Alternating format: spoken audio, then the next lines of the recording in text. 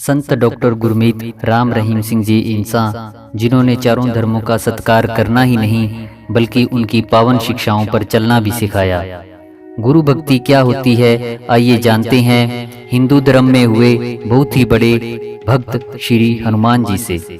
लंका विजय के बाद जब श्री राम वापस अयोध्या लौट रहे थे, हनुमान जी ने कहा, मैं भी चलना चाहता हूँ, अयोध्या में रहकर आपकी सेवा करना चाहता हूँ। तो प्रभु श्री राम ने माता सीता व लक्ष्मण के साथ हनुमान जी भी अयोध्या में आ गए और उन्होंने देखा कि माता सीता अपनी मांग में सिंदूर भर रही थी। तो हनुमान ने पूछा कि ऐसा क्यों कर रही है। तो माता सीता ने कहा कि मैं ऐसा इसलिए कर रही हूँ ताकि प्रभु की उम्र लंबी हो, वो हमेशा प्रसन्न रहे। यह बात श्री हनुमान जी ने जैसे ही सुनी, उन्होंने सारा सिंदूर अपने ऊपर उड़ेल लिया और वह सिंदूरी हो गए और श्री राम के पास पहुँचे। राम ने पूछा कि ऐसा क्यों कर दिया। तो हनुमान जी ने बताया कि माता सीता अपनी मांग में सिंदूर भर रही थी आपकी लंबी उम्र के लिए, आपको प्रसन्न रखने के लिए। मैं भी तो चाहता हूँ कि आप हमेशा प्रसन्न रहें, आपकी उम्र लंबी हो और मैं आपका हमेशा सेवक बना रहा हूँ, इसलिए पूरे शरीर पर सिंदूर लगा लिया। इस प्रकार श्री राम को हंसी तो आई, लेकिन अपने भक्त की भक्ति को देखकर अपने दिल में उनके लिए और भी जगह बना ली। बात करते हैं श्री राम के सबसे बड़े भक्त हनुमान की। वह 5 बड़ी बातें कौन सी थी जो आप और हम सीख सकते हैं।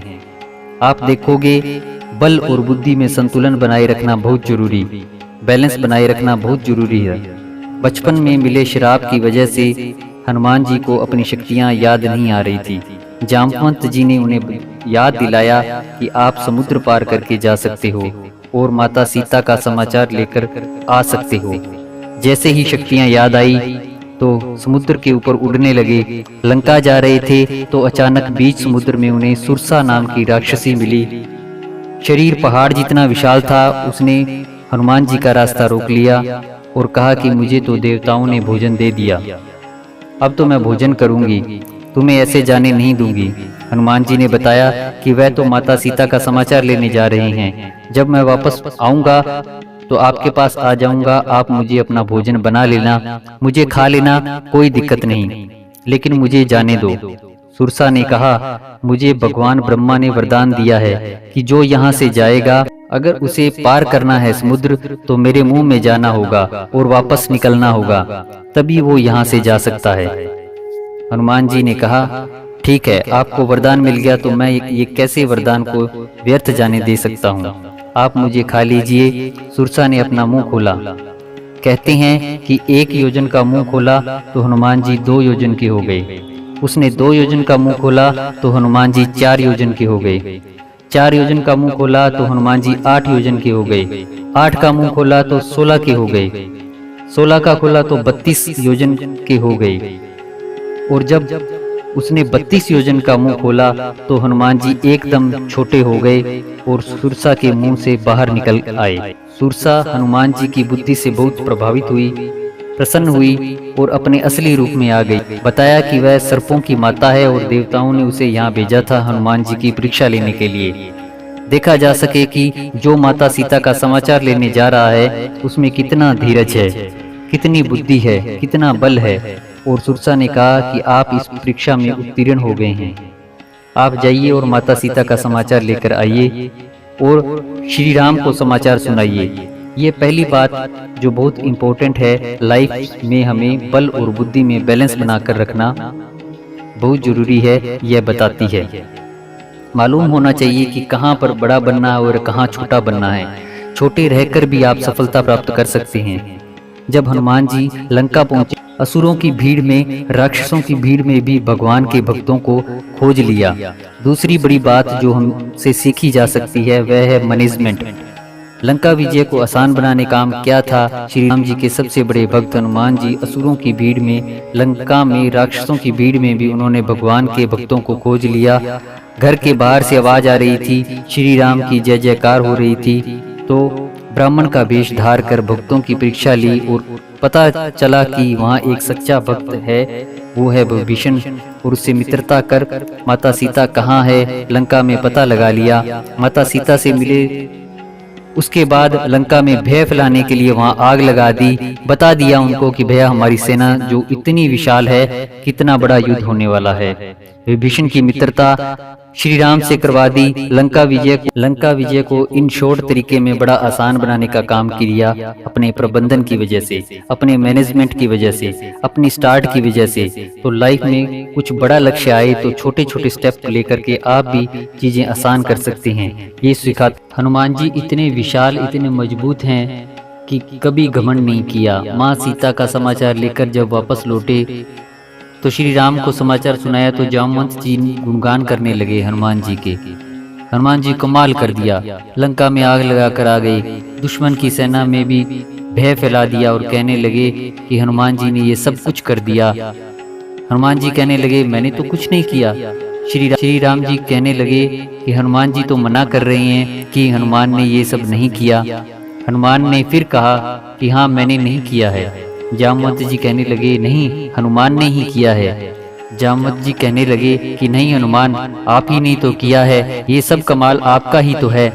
फिर हनुमान जी ने कहा कि मैंने नहीं किया है। श्री राम ने कहा तो क्या फिर मैंने किया है? हनुमान जी ने कहा हाँ प्रभु, आपने ही किया है, आपके ही आशीर्वाद से ही तो ये सब संभव हो पाया है, मैं तो सिर्फ निमित्त मात्र था।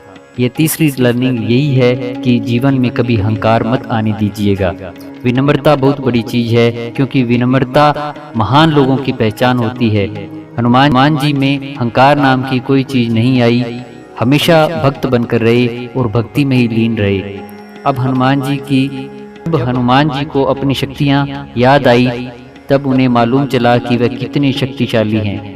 उन्हें इस्तेमाल करके लंका पहुंच गए, माता सीता के पास पहुंच गए, उनका समाचार लिया। वो चाहते तो वो एक पल में माँ सीता को वहां से छुड़ा करके वापस श्री राम के पास लेकर आ सकते थे, लेकिन उन्होंने ऐसा नहीं किया।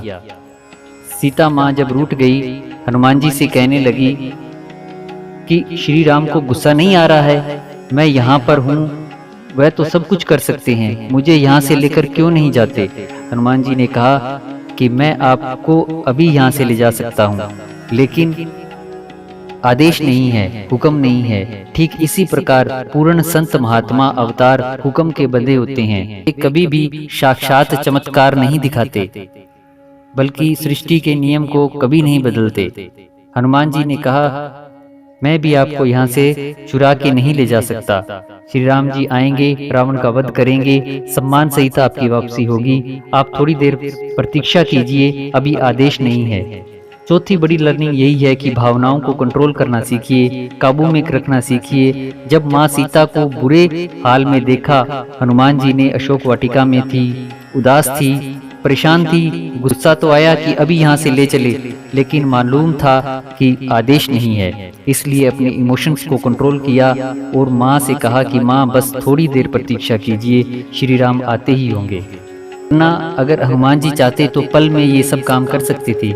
यह भी नहीं सोचा कि भाई अगर यह मैं काम कर दूंगा तो दुनिया पता नहीं कितनी खुश होगी।